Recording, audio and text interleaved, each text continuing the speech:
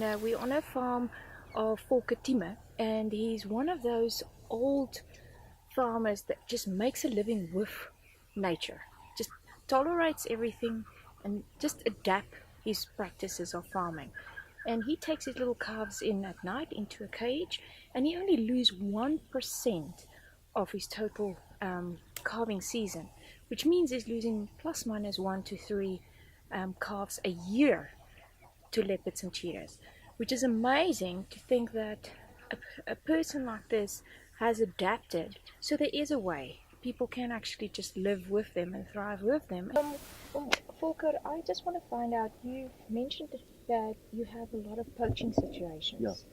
How many do you lose, and I mean, how much does it cost you per month to look after the two-legged leopards and not the four-legged leopards? Okay, you can say no. It's 8 years. The past 8 years, I lost 81 cattle, pregnant cows. All of them were pregnant. For the last 8 years, and the loss. Look, the thing is now the pregnant cows should have calf, and that's another 81 calves in total. Yeah.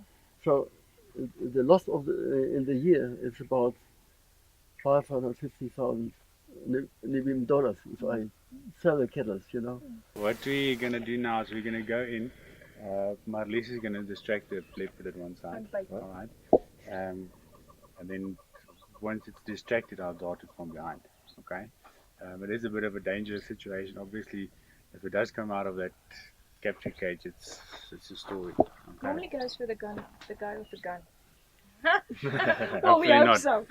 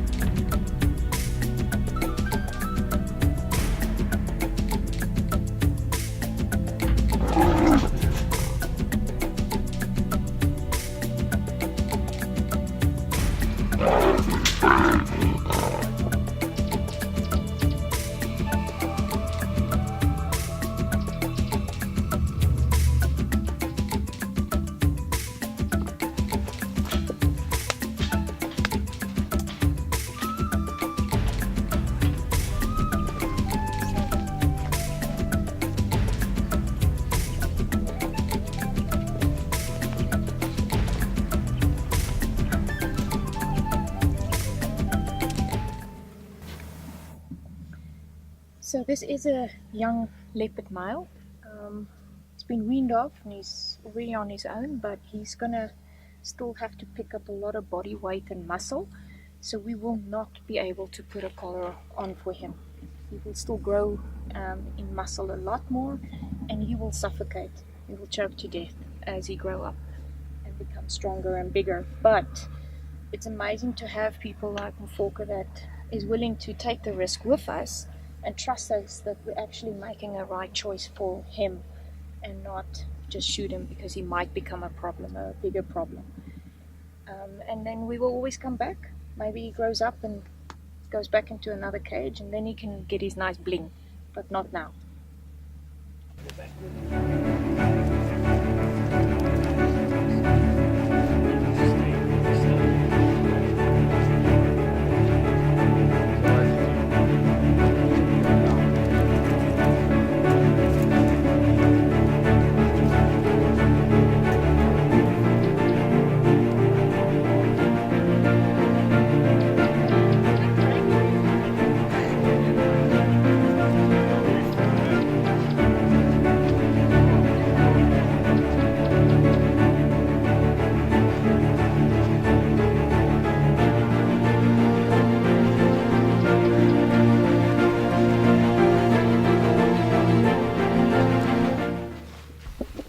generally in Namibia, leopard older than 7 years have got a broken canine.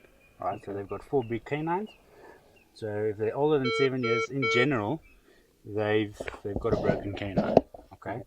So obviously this oak we know just by body size and everything that he's much younger than that. Okay. All his teeth have erupted.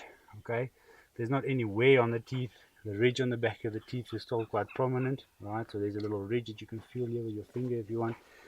And if they're old, obviously the more bones they bite and the more meat they eat, they wear that little ridge away. In males, they develop a dewlap.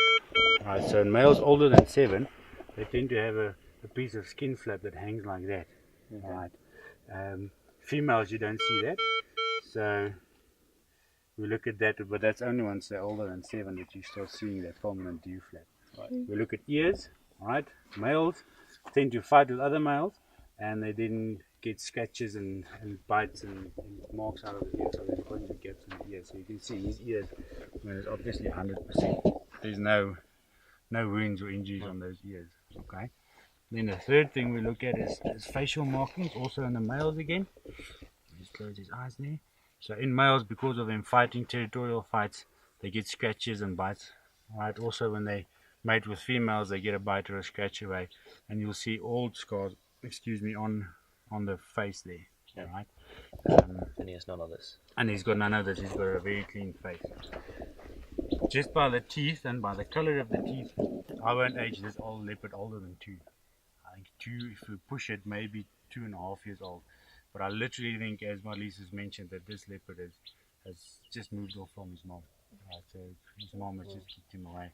Probably going to have another cub soon. And he's going to be a male that's going to be moving vast territories. So he's not going to stick on Folker's farm. He's going to be doing big distances. Everywhere he gets, he bumps into an adult male.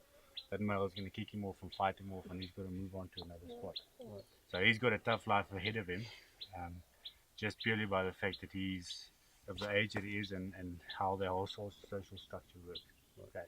And that might be also the reason why he came to the carcass, because it was easy food. Of course. Because he couldn't, for this size, he couldn't take a calf out. He's too small. I mean, the calf is maybe 3/4 of his body. So there's no way. Alright, so we're going to wake him up now, and then we're going to pull the cars away so he gets some space and he wakes up on his own time. He's going to be a little bit drowsy, but we don't expect him to stay in this area, in this farm, because there is bigger males. So we have to wish him luck.